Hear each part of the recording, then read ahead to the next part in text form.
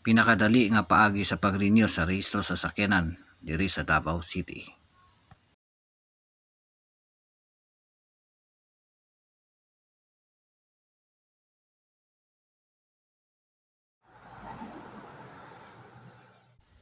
Unsa maning PTSJ?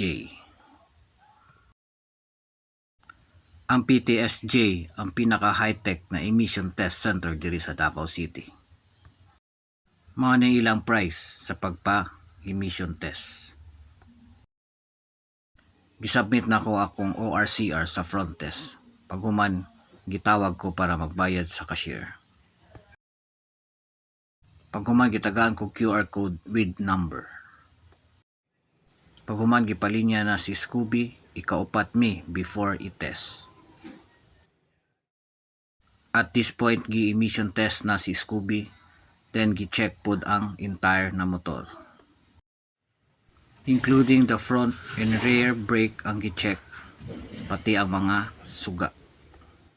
More or less, after 20 minutes, nakuha na nako ang result. Paghuman niadto ko sa may gate sa emission test center para magkuha og insurance. 580 sa motor, then sa mga sakyanan 980. Paghuman paadto kog LTO. From PTSJ to LTO ay nasa 1.9 kilometers or 6 minutes.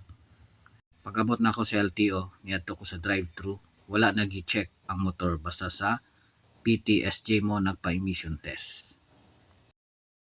After 5 minutes, nakuha na nako akong OR. 259 akong nabayaran para sa motor. Nasa 1 hour lang akong na-consume sa pagparehistro.